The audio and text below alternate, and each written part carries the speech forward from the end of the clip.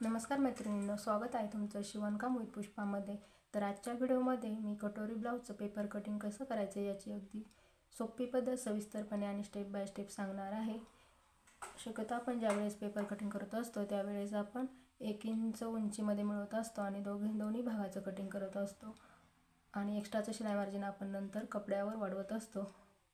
त्यामुळे काय होतं, खूप साऱ्या नवीन मैत्रिणींना पुढच्या भागामध्ये किती शिलाई मार्जिन घेतलं पाहिजे, नेमकं कुठे किती वाढवलं पाहिजे हे सारे प्रश्न असतात। तर आजच्या व्हिडिओमध्ये मी एक्स्ट्राचं शिलाई मार्जिन घेऊन पेपर कटिंग करणार आहे। तर त्यासाठी तुम्ही हा व्हिडिओ शेवटपर्यंत पहा। तर चला आपण वेळ न घालवता व्हिडिओला सुरुवात करूया। तर मी तुम्हाला आज 34 साईजचं कटोरी ब्लाउजचं पेपर कटिंग दाखवणार आहे। तर त्यासाठी आपण इथे ही मापे घेतली आहेत। ही मापे आपण ब्लाउजवरून घेतलेली आहेत। तर ब्लाउजची पूर्ण उंची आहे 13.5 इंच, छाती आहे 34 इंच, कंबर आहे 28 इंच, मुंडा घेर आहे 7.5 इंच, बाही लांबी 5.5 इंच, दंड घेर 5.25 इंच, कटोरी 5.25 इंच, पुढचा गळा 6 इंच आणि मागचा गळा 9.5 इंच ही मापे टाकून आपण पेपरवर मार्किंग करून घेणार आहोत। आपण पाठीमागचा आणि पुढचा भाग दोन्ही सोबतच कटिंग करणार आहोत आणि पुढच्या भागासाठी आपण आता सर्वात आधी मार्किंग करून घेणार आहोत। तर इथे खास लक्ष देऊन तुम्ही ऐका। तर पुढच्या भागाचं एक्स्ट्रा शिलाई मार्जिन मी आज पेपरवरच तुम्हाला दाखवणार आहे। तर पुढच्या भागासाठी कटोरीच्या पुढच्या भागासाठी आपण 2 इंचाचं एक्स्ट्रा शिलाई मार्जिन घेत असतो। तर मी इथे 13.5 उंचीमध्ये 2 इंच म्हणून 15.5 इंच उंचीचा पेपर कटिंग केलेला आहे। अशा प्रकारे कुठल्याही कटोरी ब्लाउजचं तुम्ही पेपर कटिंग करू शकता। पुढच्या भागासाठी 2 इंच हे प्रॉपर शिलाई मार्जिन आहे। हे माप घेऊन तुम्ही सर्व साईजचं पेपर कटिंग करू शकता। तर आता आपण छातीचं माप घेणार आहोत। छाती आहे आपली 34 इंच, त्याचा चौथा भाग 8.5 इंच आणि 2 इंच शिलाई मार्जिन घेऊन आपण या पेपरची रुंदी घेतलेली आहे। तर या रेषेवरच आपण शोल्डरचं माप टाकून घेणार आहोत। तर शोल्डर आपण 34 साठी 5.25 इंच घेणार आहोत आणि गळा रुंदी 2 इंच घेणार आहोत।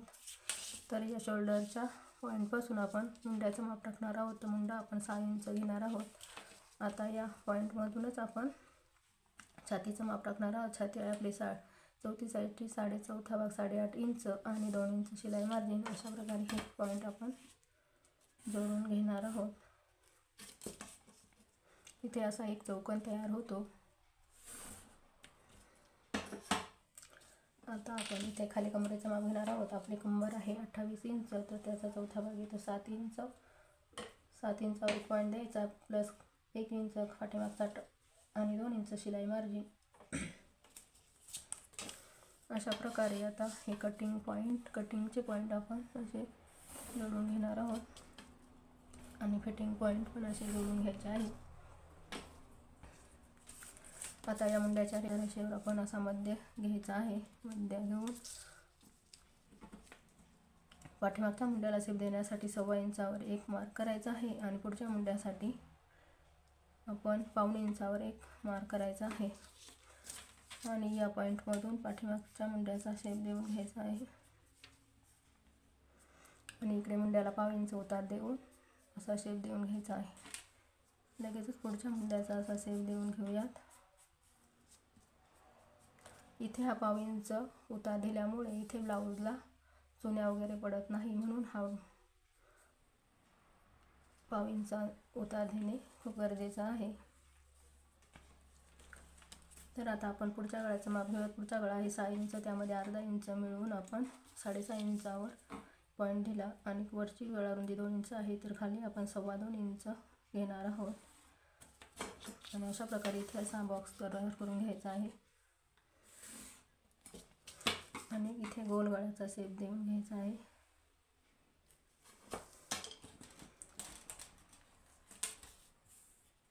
आता आपण योकपट्टीचं माप टाकणार आहोत। हुक आणि आयपट्टीच्या बाजूने आपण 3 इंचावर एक मार्किंग करून घ्यायचं आहे आणि कमरेच्या साईडने 3 इंचावर एक मार्किंग करून घ्यायचं आहे आणि हे पॉईंट असे जोडून घ्यायचे आहेत। आयोग पट्टीच्या बाजूने 1.25 इंचावर एक पॉईंट द्यायचा आहे आणि या रेषेवर 2.5 इंचावर एक पॉईंट द्यायचा आहे आणि या दोन्ही पॉईंट जोडून आपला अशी योकपट्टी तयार होत असते। आता या रेषेवरच आपण कटोरीचं माप टाकणार आहोत। आपली कटोरी आहे 5.25 इंच, तर 5.25 इंच अंतर इथे आपण असं मोजून घ्यायचं आहे आणि तेच अंतर वरती जाऊन तिथे एक पॉईंट द्यायचा आहे आणि हे पॉईंट, या दोन्ही पॉईंटमधून एक सरळ रेषा आखून घ्यायची आहे. आता गळ्याच्या बाजूने 1 इंच अंतर घ्यायचं आहे आणि पुढच्या भागाचा मुंडा आहे तिथून 2.5 इंचावर एक पॉईंट द्यायचा आहे आणि हे दोन्ही पॉईंटमधून आपल्याला कटोरीचा शेप देऊन घ्यायचा आहे. अशा प्रकारे ही कटोरी आपली इथे मार्किंग करून झालेली आहे. आता गळ्याच्या बाजूने आपण 1/2 इंच शोल्डर उतार देत असतो.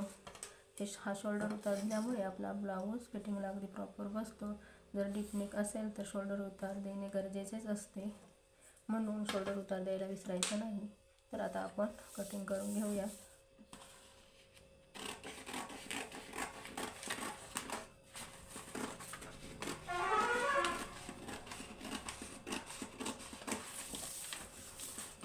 आता जिथे आपण गळारुंदी घेतली आहे तिथे कट देऊन घ्यायचा आहे आणि फिटिंग पॉईंटच्या इथे कट देऊन घ्यायचा आहे. आता पाठीमागचा आणि पुढचा दोन्ही भाग आपण सेपरेट करून घेऊया.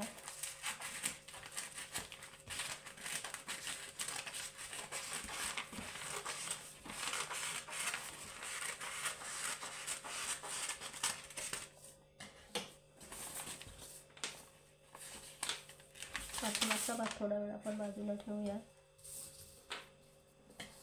आता योगपट्टी कट करून घेऊ.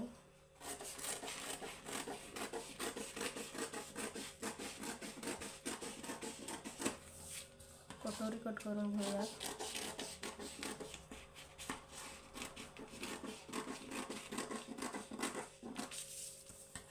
आता गळा कटिंग करून घ्यायचा आहे.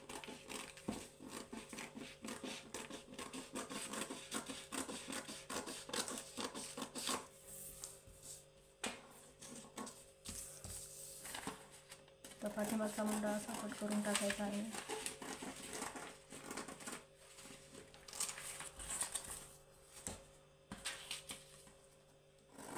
आता जो आपण 1/2 इंच शोल्डर उतरलेला आहे असं कट करून घेऊया.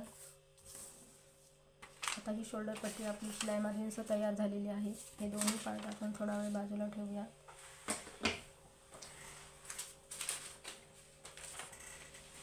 आता ही आपली बेसिक कटोरी आहे, त्यावर आपण दुसरी वाढीव कटोरी तयार करणार आहोत. त्यासाठी मी इथे पेपर घेतलेला आहे आणि ही कटोरी आपण या पेपरवर अशी वाढवून घेणार आहोत. ही कटोरी जशी आहे तशी आपण मार्किंग करून घ्यायची आहे. अशा प्रकारे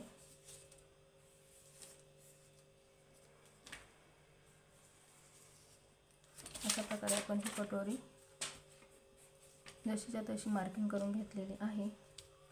आता गळ्याच्या साईडने आपण 1/2 इंच हुकाने पट्टीसाठी वाढवत असतो आणि या साईडने पण आपण शिलाई मार्जिन साईड पार्ट जोडण्यासाठी वाढवत असतो. आता या साईडने आपण 1/4 इंच एक्स्ट्रा वाढवणार आहोत आणि या साईडने पण आपण 1/4 इंच वाढवणार आहोत. आता इथे किती अंतर आहे हे सरळ ते बघायचे. 5.25 येते आणि या बाजूने पण आपलं 5.25 अंतर आलं पाहिजे. तर हे असं बरोबर जोडून घ्यायचं आहे.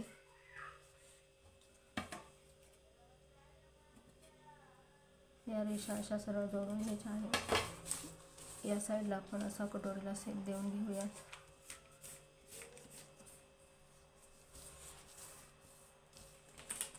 आता या रेषेचा आपण सेंटर घ्यायचा आहे.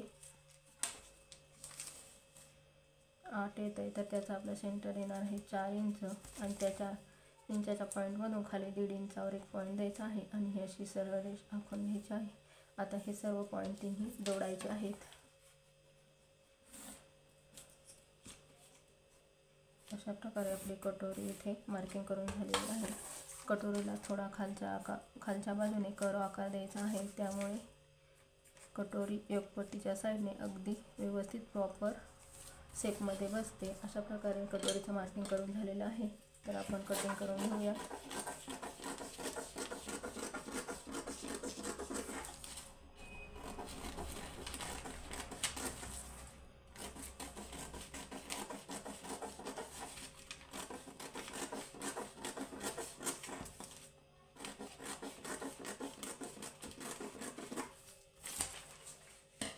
आता कटोरी बरोबर सेंटरमध्ये फोल्ड करून घ्यायचे आहे,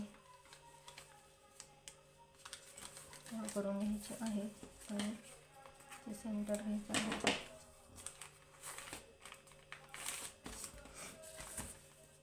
आता कटोरीचा आपण उभा आणि आडवा टक्स घेणार आहोत.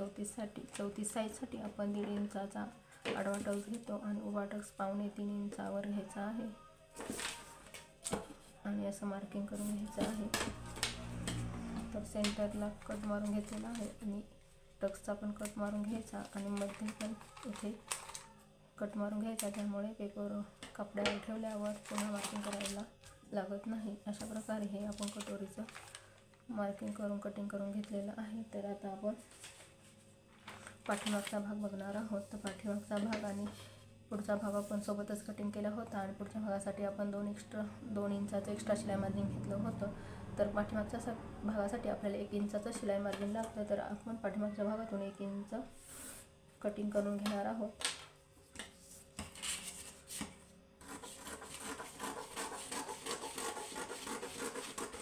अशा प्रकारे आपण 1 इंच कट करून घेतलेला आहे. आता आपण पाठीमागचा गळा बघणार आहोत. पाठीमागचा गळा आहे आपला 9.5 इंच, त्यामध्ये अर्धा इंच मिळून आपण 10 इंचावर 1 पॉईंट द्यायचा. वरती गळा रुंदी 2 आहे, तर खाली आपण 2.5 इंच गळा रुंदी घेऊ. आपण आपल्या आवडीनुसार किती गळा रुंदी घेऊ शकतो आणि किती ब्रॉड गळा करू शकतो, तुम्ही तुमच्या आवडीनुसार करू शकता. तर मी इथे गोल गळ्याचा शेप देत आहे, तुम्ही तुमच्या आवडीनुसार गळा बनवू शकता. तर आता पाठीमागच्या टक्सची लांबी आणि रुंदी घेणार आहोत. तर आपण गळ्याच्या साईडने 4.5 इंचावर आपण 4.5 इंचावर 1 पॉईंट देऊ आणि वरती पण आपण 4.5 इंचाचा टक्स घ्यायचा आहे. हा टक्स नेहमी गळ्याच्या खाली असतो, 4.5 इंचापेक्षा जास्त हा टक्स घ्यायचा नाही. नेहमी गळ्याच्या खालीच टक्सची उंची आली पाहिजे. दोन्ही साईडला अर्धा इंचाचा हा आपला टक्स असतो. तर असे हे टक्स पण जोडून घ्यायचे आहेत. आता कमरेच्या साईडने अर्धा इंच वरती मार्क करून घ्यायचं आहे आणि या टक्स पासून तिरकस रेषा आखून घ्यायची आहे आणि हे अंतर आपण कट करून घेणार आहोत.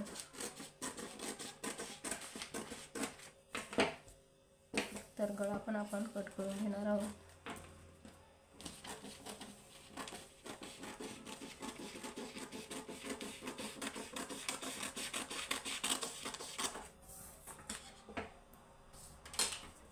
अशा प्रकारे टक्सला आपण इथे कट मारून घ्यायचा आहे आणि वरती पण कट मारून घ्यायचा आहे. आता हे अर्धा इंच अंतर आपण का कमी केलं आहे, तर टक्स घेतल्यानंतर आपली ही पट्टी जी असते कमरेची ती एकदम सरळ रेषेत येते आणि कमरेचं माप अगदी प्रॉपर बसतं. आता हे अर्धा इंच अंतर आपण पाठीमागच्या भागात कमी केलं आहे, तर पुढच्या भागातही ते आपलं कमी केलं पाहिजे, नाहीतर आपला ब्लाऊज उंचीला कमी जास्त होऊ शकतो. म्हणून जे आपले कटोरीचे साईड पार्ट आहे त्यामध्ये आपण अर्धा इंच हे कमी करून घ्यायचं आहे.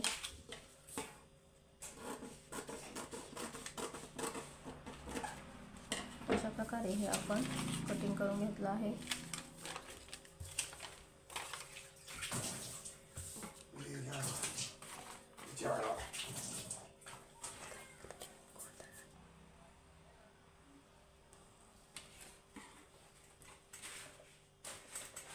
तर आता आपण बाहीचं कटिंग बघणार आहोत. तर बाही लांबी आहे आपले 5.5 इंच, त्यामध्ये 1 इंच मिळून आपण 6.5 इंचाचं पेपर कटिंग करून घेतलेलं आहे. वरती अर्धा इंच आणि खाली अर्धा इंच. अशा प्रकारे हे अर्धा इंचाचं आपण इथे मार्किंग करून घेतलेलं आहे. तर खालच्या बाजूने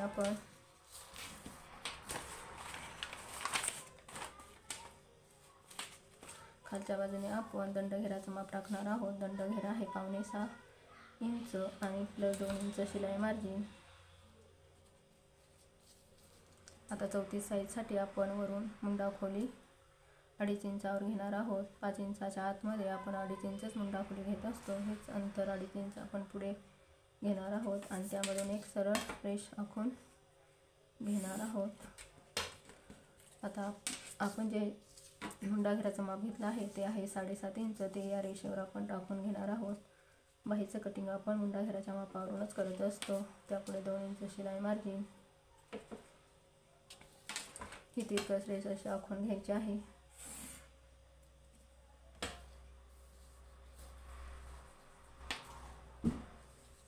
आता या रेषेचा सेंटर घ्यायचा आहे आणि त्यापासून वरती अर्धा इंचावर एक पॉईंट द्यायचा. पुन्हा या रेषेचा सेंटर घ्यायचा आणि त्या रेषेपासून खाली पाव इंचावर एक पॉईंट द्यायचा. पुन्हा उंचीच्या बाजूने 1.5 इंचावर एक पॉईंट देऊन घ्यायचा. असे हे सर्व पॉईंट जोडत 1.5 इंचामधून पाठीमागचा मुंड्याचा बाईला शेप देऊन घ्यायचा आहे. आणि इकडे हे कटिंग पॉईंट आणि फिटिंग पॉईंट जोडून घ्यायचे आहे. आता इथे पाव इंच खाली आपण कर आकार असा बाईला द्यायचा आहे. पुढच्या मुंड्याचा आकार पण या 1.5 इंचामधून यामध्ये सेंटरमधून तर खालच्या मध्ये सेंटरमधून असा देऊन घेतलेला. अशा प्रकारे हे बाईचं कटिंग आपण इथे करून घेतलेलं आहे.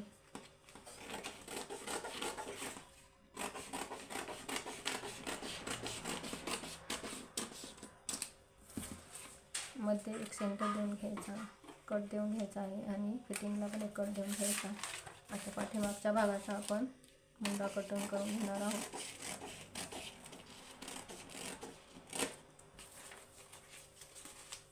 पुढच्या भागाला एक कट देऊन घ्यायचा, त्यामुळे पेपर आपला पाठीमागचा आणि पुढचा भाग ओळखणं सोपं जातं.